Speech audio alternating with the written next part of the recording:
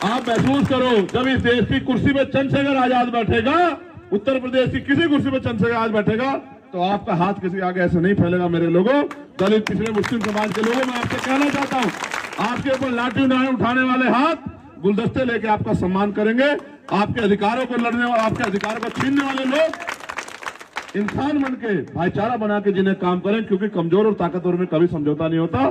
समझौते करने हैं तो ताकतवर बनो, और अगर ताकतवर नहीं बनोगे तो ये भाई बैठा है, शरीर कितना मजबूत हो, इससे ज्यादा अन्याय नहीं होगा जो अभी 8 दिन पहले आपने वहां देखा दिल्ली में। क्यों भाई, दिल पे हाथ रख के बताओ, इससे ज्यादा बेइज्जती क्या होगी जब नमाज पढ़ रहे, सजदा कर रहे मुस्लिम भाइयों को दिल्ली की केंद्र सरकार के इशारे पे लोगों, पुलिस के लोगों ने लात मारी। बताओ, इससे बड़ी बेइज्जती क्या होगी? बताओ, इससे बड़ा अपमान क्या होगा? भाई समझदार को इशारा काफी होता है। दौरे हालात बहुत बुरे हैं, इन हालातों में आपको मजबूत ताकत की जरूरत है। आप अगर भेड़ बकरियों से इस जंग को जितवाना चाहते हो तो ये ऐसा नहीं हो सकता। मेरी बात को याद रखना। आपने 2-2, 3-3 एमपी बनाए, कभी ढूंढे भी नहीं मिले होंगे, किसी अन्याय पे नहीं खड़े होंगे। जब जब किसी को मेरी जरूरत पड़ी, सीना ठोक के चंद्रशेखर आजाद ने उसका साथ दिया, उसके लाल ने काम किया। और ये मेरे नौजवान भाई खड़े हैं, बताओ भाई, ईमानदार से बताओ, मैं तो आप में से एक ईमानदार से बताओ, अगर चंद्रशेखर आजाद मजबूत होगा तो क्या आप किसके साथ कोई अन्याय कर पाए? देखो क्या क्या नहीं हो सकता, मौका दो। रोज लड़ के इंडस्ट्रियल एरिया लगवा के, जिस तरह हरिद्वार में लगा हुआ, इस क्षेत्र में रोजगार की गंगा बहाने का काम हम लोग करेंगे। 2-2.5 लाख नौजवानों को रोजगार दिलाने का काम करेंगे। इसी क्षेत्र में एक बढ़िया एम्स जैसा हॉस्पिटल बनाने के लिए हम सरकार की जान पे फजीता कर देंगे।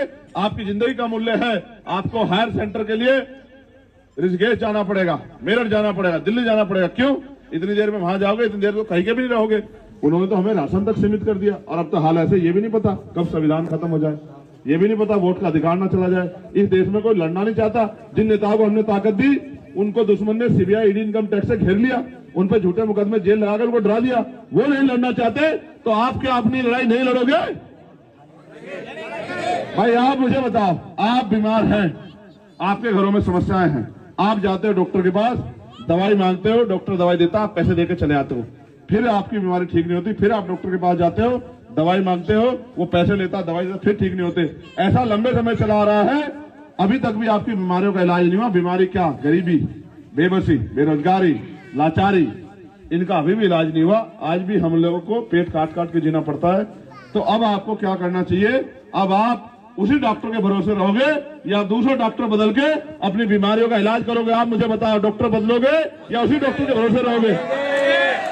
आज आपके पास चंद्रशेखर आजाद के रूप में पढ़ा लिखा डॉक्टर है, डॉक्टर बाबा साहब अम्बेडकर का खून, जो आपकी सारी समस्याओं का हल करेगा और उनके आंदोलन को आगे बढ़ाने का काम करेगा।